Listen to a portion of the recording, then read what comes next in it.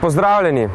Ura je 9:15 in se nahajamo pred podjetjem Lip Radomlje, kjer se je ob 9. uri začela seja nadzornega sveta in naša televizija je prišla z namenom, da povprašamo za komentarje nekatere vodilne v tem podjetju. To je direktor Asto Dvornik, gospod Mokorel, kadrovski direktor, gospod Andrej Flis, ki je predsednik nadzornega sveta in po drugi strani tudi direktor banke Domžale, in pa magistra Marjana Peršaka, podpredsednika nadzornega sveta in člana izpitne komisije in namestnika člana častnega razsodišča pri Združenju članov nadzornih svetov. Odslovili so nas na vratih podjetja, zato se iz Radomelj poslavljamo z naslednjim komentarjem.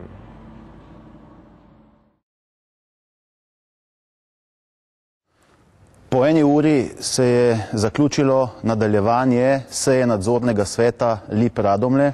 v katerem sem kot predstavnik delavcev. Izkazalo se je, da sta se preostale 2 člana sveta, tako predsednik kot podpredsednik nadzornega sveta družbe, že dobro uro pred napovedanim nadaljevanjem seje sestala z direktorjem družbe in po ponovni prekinitvi seje so z svojim sestankom v pisarni direktorja družbe Asta Dvornika nadaljevali. Seja je bila prekinjena po 1 mesecu in pol od začetka seje, ko se je danes končno nadaljevalo, zopet in za nedoločen čas strani predsednika nadzornega sveta, gospoda Andreja Flisa, ki je hkrati tudi direktor banke Domžale in že vrsto let predsedujoči nadzornemu svetu Lipa Radomlje. Večkrat sem opozoril na nedopustno ravnanje, na neodgovorno ravnanje ne samo predsednika nadzornega sveta, pač pa tudi njegovega namestnika, magistra Peršaka, ki enostavno ne opravljata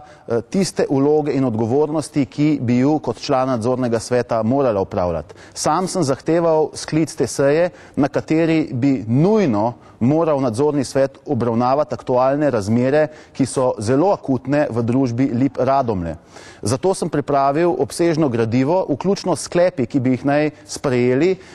že ob samem začetku seje pred mesecem in pol ali pa ob današnjem nadaljevanju. Že samo to, da je seja bila prekinjena za nedoločen čas, navkljub soglasno sprejetemu sklepu ob prvemu srečanju, torej pred mesecem in pol, da se seja nadaljuje najprej, ko je možno, s točnim datumom čez 4 dni, se to ni zgodilo. Nadaljevala se je šele danes, kar je tudi v nasprotju ne samo s poslovnikom nadzornega sveta, pač pa tudi zakonom o gospodarskih družbah, ki govori o tem, da mora biti seja izpeljana v 2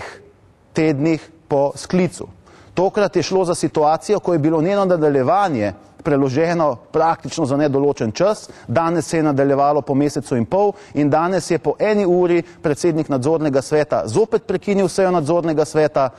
ko smo obravnavali pomembna vprašanja za družbo, za nedoločen čas, tako da na moje vztrajanje, da vsaj pove razloge, da pove, kdaj se bo seja nadaljevala, seveda ni bilo odgovora. Za to sejo sem predlagal gradiva in sklepe vezane na poskuse odpoklica člana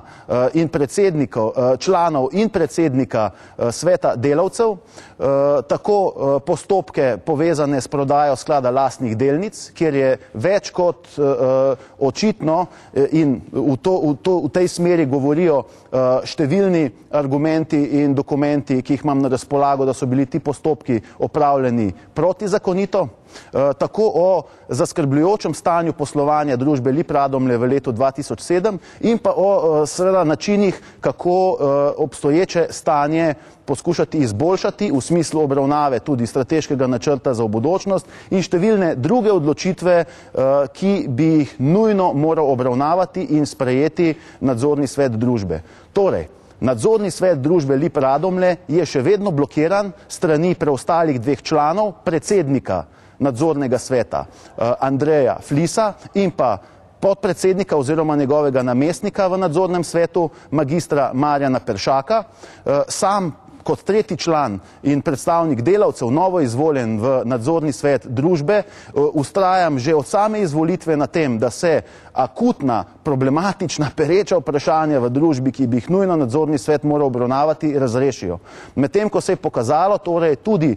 pri omenjenem sestanku pred samo sejo nadzornega sveta, dobro uro v pisarni direktorja podjetja in ob nadaljevanju po prekinitvi seje sestankovanja obeh članov nadzornega sveta z direktorjem družbe, da gre tukaj za delovanje, ki absolutno ni v skladu z kodeksom upravljanja javnih delniških družb, niti ne zakonom v smislu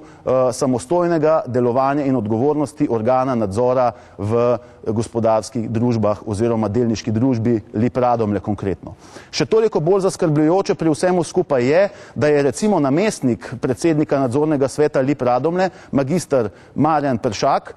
tudi član izpitne komisije pri Združenju članov nadzornih svetov in bil na nedavni skupščini, letni skupščini Združenja članov nadzornih svetov celo izvoljen za nadomestnega člana častnega razsodišča tega združenja. Na to sem kot edini razpravljalec na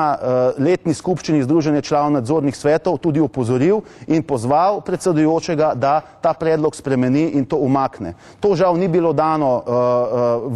niti v razpravo oziroma ni bilo dano na glasovanje kot ločen predlog, tako da je danes Marjan Peršak, torej tisti, ki kot nadomestni član v častnem razsodišču Združenja članov nadzornih svetov in pa v izpitni komisiji vseh tistih, ki naj bi pridobili certifikate za člana nadzornega sveta, v vlogi človeka, ki blokira delo nadzornega sveta LIP Radomlje kot namestnik predsednika. In to v situaciji, ki je za podjetje z blizu 300 zaposlenimi, z več kot 110-letno tradicijo v tem okolju, še kako pomembno, oziroma v situaciji, kjer bi absolutno morali obravnavati bistvena vprašanja za prihodnost te družbe, za prihodnost njenih zaposlenih, ohranjanja proizvodne,